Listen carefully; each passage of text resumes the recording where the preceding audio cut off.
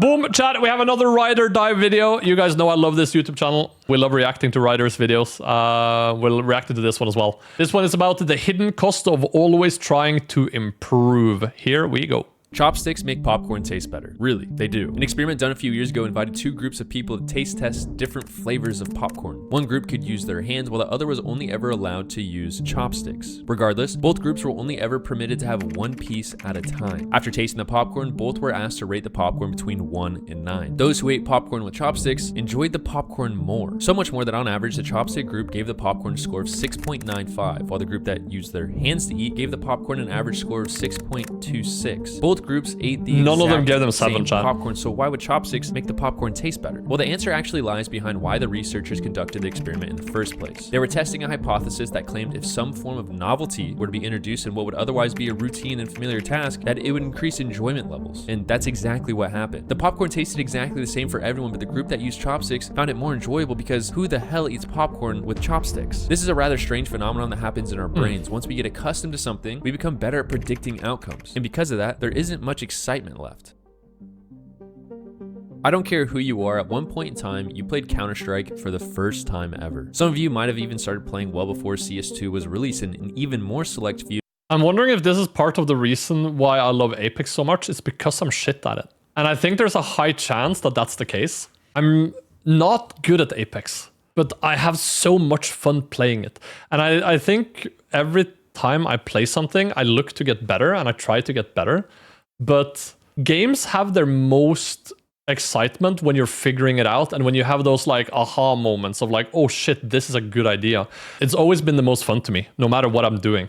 Of you started playing before CSGO came out. Regardless, we all share the same getting good is more fun than being good. Unknown. That's probably what the video is completely about. Mysterious in some way. How the maps are laid out, how the guns work, what the bomb is used for, and even when you learn that running with your knife makes your character move faster. There was a first for learning everything about the game, and because of all these unknowns, the game very easily excited you. Your brain was simply unable to predict what was going to happen next. The only thing that it could predict was playing Counter-Strike likely meant having fun. But somewhere along the line, something happened which changed the way you approach the game. Once the basics were all learned, it quickly became obvious that the most fun to be had happened when you won games. The feeling of winning a match becomes the center point of why you play Counter-Strike, and a very close second to this is playing well. And in matches that you have the most fun is when you're clearly the highest performing player on the winning team. What now? Playing well is more important than winning games. I said it. I said it. I would rather lose every game I played but drop 40 than bottom frag and win every game. What starts to happen is progression creates a second collection of sorts for the first time experiences, reaching new ranks, playing in your first league match, and meeting higher elo players. So the question we start asking ourselves is, how do we replicate that feeling? We can't always be the highest performer on a winning team. And while that may be true, that didn't stop us from picking up the chopsticks. If you're anything like how I was, you practice constantly. Watch guides on YouTube from people that are much better than you, and even spend an ungodly amount of time training in workshop maps, movement servers, or deathmatch servers. All of this in an attempt to be better at the game in order to achieve that lie you've told yourself. That being, if I get good enough at Counter-Strike, I can consistently recreate the feeling of winning and playing well. Instead of learning new things about the game, you become entirely concerned with performance and results. Did I play well? Did I win? Around this time, you probably stop playing with friends because you start to see them as liabilities in games that you feel like you need to win. But what happens when you do this for too long? Well, the popcorn starts to not taste as good. Nothing about the game is a mystery anymore. But when you go down this road, your enjoyment no longer comes from the game nor the mystery about it, but instead it comes from improving as a player. And the reason why you can never achieve this lie is simply because as you improve, so will the people in your matches. Your standards will also rise. Today's exceptional performance will just become tomorrow's standard, and during this entire process, you'll never be able to control what happens in your matches. So something tragic happens instead. You succeed. You improve substantially. Who you've become is a far cry from the player you were. But now you've started playing with much better players. Because of that, you often are reminded how much more you can improve. And when you're not playing against better players, wins become expected and losses become unacceptable. This is a big thing for me. And it's why I've always had fun playing Counter-Strike. A lot of people will sometimes type a comment about like, how did you learn to throw nades? How did you learn to do this? How did you learn to do that? And it's from a refusal of playing the game how it's meant to be played. It's a refusal of using one-way smoke because I find them to be a boring mechanic in CSGO.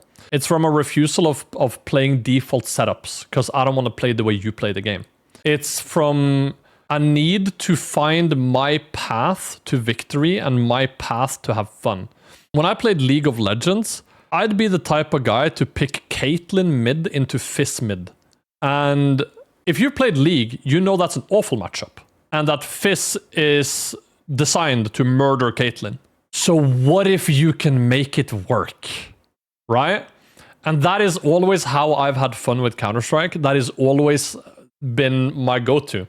And when you can find ways to dominate the game and you can find ways to have an impact in a way that other players can't, you get to have fun regardless of win or loss or regardless of improvement. But maybe that becomes your improvement, right? Maybe that becomes your improvement. And for me, it always was. It's why I have a career. It's because it started with the playstyle being different than anyone else's, right? And it's still working. It's fun. Do you want to buy a... You can do it on CS Money. On CS Money, you get the fastest trades on the market, low prices recently made even lower, and a wide selection of over 100,000 skins. You can buy and sell with PayPal, crypto, or trade your old skins for new ones. CS Money also has a market section with peer-to-peer trading, as well as an instant cash-out feature. Check them out with the link in the description. Because of all this, the better you become at Counter-Strike, the fewer matches you permit yourself to enjoy. Wins are no longer fun, but serve as relief, and losses are just unbearable. While all this is happening, you're constantly fueled by the idea that when you reach your next rank, it will all be worth it and the game will become fun again. I can confidently say that after 4,000 hours of playing CS2, that is not the case. And I can confidently say after climbing from the bottom of FACEIT to the very top, the players don't really get that much better, they just get more entitled. And more egoistic and less kind. I mean, obviously, like they get better, but not to the point where you can have relaxing games and have conversations and have fun playing. The fun is an illusion. It's always dead inside. It's always only infosay. It's always bigger and bigger egos. And then because you're at a higher and higher elo, you get lowered elo teammates again who somehow thinks they belong in the same lobby as you just because you're in the same lobby, even though you're twice as elo. I have hundreds of videos like this on my YouTube channel from when I used to play FACEIT. So it's not fun. FACEIT is the least fun platform there is. And improving it in itself is not fun. If you want to improve, do it for you. Do it with passion. Do it with your pride on the line. Say, I want to become as good as I humanly can. So I'm not going to blame anything. I'm not going to blame anyone. I'm going to blame my own performance only. And I'm going to grind towards a career in pro play. If that's who you are. If that's not who you are, then find ways to have fun. It's a video game at the end of the day. And I think a lot of people forget that, right? Work hard enough and play the game, I promise, whatever rank that it is that you want, you'll get. But once you get there, there isn't going to be anyone or anything waiting for you. Why did you stop playing FACEIT? You're still really good. I think I just explained it. You have a big ego too, though, no? Rightfully so, based on gameplay, but still feel like it's needed for fun. Yeah, when it comes to stuff like this, I do have a big ego. When it comes to Counter-Strike and how to play it and how to understand the game, I do have a big ego. A lot of people have a big ego just to have a big ego. I have a big ego because I solo queued the top, 700 players, something like that. I did that on my own. Not through anyone playing with me or being carried. I did that on my own. I did that shit on my own. I learned how to carry games on my own. I learned how to eliminate the need to have flashes thrown for me or setup helped. I found the way to 1v9 Counter-Strike. In a pug environment, I want to make that very specific. In a pug environment, I found a way to 1v9 Counter-Strike. And it's why people watched me. It's why my old YouTube videos got so many views. It's because I showed people something they hadn't seen before. No one played FACEIT like I used to back in the day. If you were around for when I used to play Vertigo in CSGO, you know I changed the meta. Personally, single-handedly, I changed the meta of how that map was played. In a pug setting. So, yeah, I do think I have an ego. I do think I have... I know I have an ego. I do think I have a good eye for the game and for how to win it. I do think I'm good at exploiting enemies and their weaknesses. But it doesn't get in the way of my fun. And I never really let anyone get in the way of my fun. Will not be a celebration in your honor. And that's the important part for me. It was always having fun and improving. You'll want to uphold that baseline. Losses not because I needed to be the rank 1, but because I wanted to show myself I can get there. So for me, it was I want to get to LE. That rank looks cool. It's a bird. I want to get to global. Can I get there? I got there. I want to get FACEIT level 10. Can I get there? I want to get 3k elo. Can I get there? I want to get 4k elo. Can I get there? After 4k elo, I played with all the pro players in tier 1, tier 2. I played with people that are now pros. When I met Demon from Foot at the after party for Blast Fort Worth, Dima introduces us and he goes, "Oh yeah, I know Ren. I used to play this guy all the time in Faceit." And that's the people I played with day in and day out.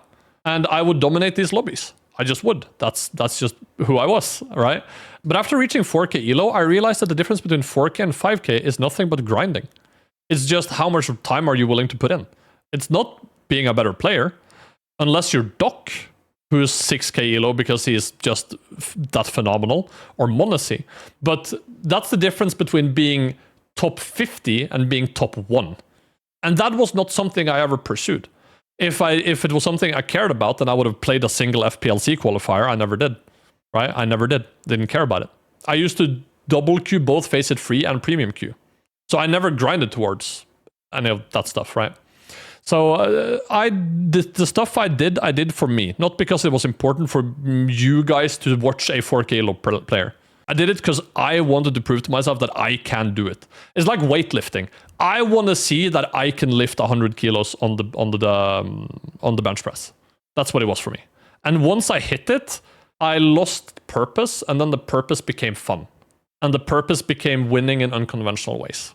That's been more painful. Sure, you can continue this process, and I would never blame you for doing that. And now I don't care about the game itself. I don't care about improving. I don't care about being the best anymore. I haven't cared about that ever since CS2 came out, at the very least, maybe before. Now I care about being the best streamer I can be and creating the best content I can for you guys and exploring what streaming will mean for me in the next few years, because I'm not going to be grinding Premiere forever, but I would like to stream for another 5 to 10 years. That I would like to do. So that's what's important to me now. Counter-Strike, not so much anymore. Perhaps you have bigger dreams with Counter-Strike than I did, or maybe you're doing this to prove something to yourself. But with that in mind, there's something I didn't mention about the popcorn experiment that I think matters a lot here. I didn't lie about the chopsticks making the popcorn taste better. They did. But the researchers didn't just run one trial though. They ran several. The very next experiment they did, they invited back the previous participants that used chopsticks. They were asked to score the popcorn flavor again under the same circumstances. And to no surprise, the chopsticks didn't work quite as well as they did the first time. In fact, the group who used chopsticks time scored the popcorn lower than those who just used their hands. Those who used chopsticks scored the popcorn with an average. Because now it's an inconvenience. Now it's no longer a novelty. Now it's an inconvenience. Of 6.33, while those who used their hands gave an average score of 6.37. It was clear that the novelty wore off. What once made something more enjoyable now made it even less enjoyable than it was before. This is the trap that so many Counter-Strike players find themselves stuck in. I'm not trying to say that playing Counter-Strike for the sake of improvement is a waste of time. If it's something you enjoy, then you absolutely should do it. But if you feel like how I felt, that being trapped in a relentless pursuit of improvement, thinking that there's a reward at the end of it, there isn't. The only real... This is how I feel about MMOs to a certain degree. The only MMO that ever captured my like intentions truly was Final Fantasy XIV, because it's a single player game disguised as an MMO. It tells you a story, and that's what makes you care. And then the social aspect of it keeps you interested. But the gameplay itself of an MMO is wildly uninteresting to me. It's an inconvenience. Doing dailies, it's like doing dishes.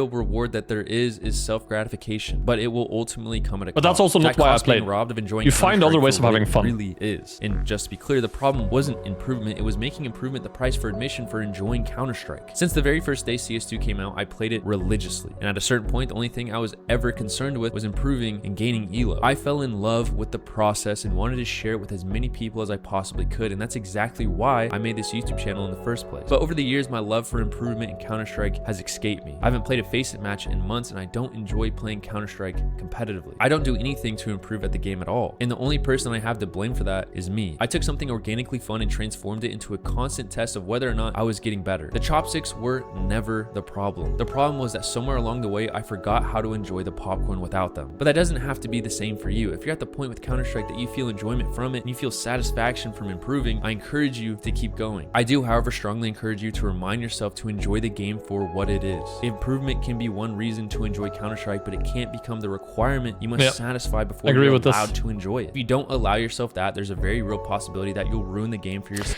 This is my favorite channel. This is my favorite philosophical channel who disguises itself as a Counter-Strike channel. I like Ryder's rants, bro. I think Ryder is a very fascinating person, bro. Like how I did for myself. I think it's important that I address something that I'm sure a lot of you have already become aware of in the recent months regarding my content. I do not make Counter-Strike guides anymore. I still firmly believe that Counter-Strike is one of the greatest games ever made, and how our minds, bodies, and lives are affected by it still fascinates me. I used Counter-Strike to start something on YouTube that I've always wanted to do. I knew I wanted to make videos, I just didn't know what I wanted to make them about. Making guides was an easy way for me to express that, and a massive benefit to that was I was sharing something that I was extremely passionate about. The unfortunate truth now is I don't have that same passion for getting better at Counter-Strike or helping others get better at Counter-Strike. But my passion for making videos is still absolutely there. And because I've been able to focus solely on videos and not playing CS, these past few months I've released some of the best videos I've ever made. Of course, and even though this one didn't do well, I enjoyed it. It was a little bit of a mail-in. This was phenomenal. This video was phenomenal. If you are watching my reaction to this and you haven't seen my reaction to that video or watched that video on its own, go watch it. Also subscribe to Ryder. He makes great content. Them didn't get the views I hoped for, but even those and the ones that did are projects that I'm far happier with than anything else I've ever made. Good for you, bro.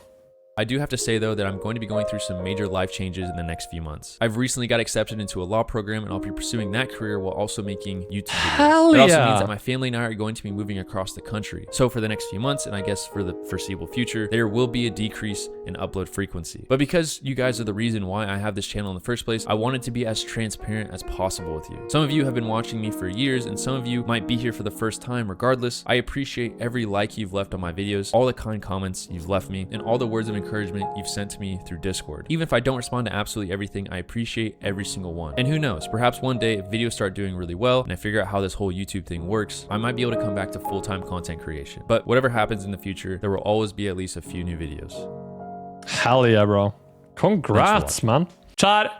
Here is Ryder's video. If you guys haven't subbed to Ryder, I think he makes some of the best content on YouTube, at least for my reacts. Like, I enjoy watching this. Go subscribe, leave him a like, leave him a comment, leave a reply to my comment if you want to congratulate and piggyback back on that. But show him some love, like the video, helps him in the algo, all that good stuff. Would appreciate that a lot. Would appreciate that a lot if you guys would show him some love.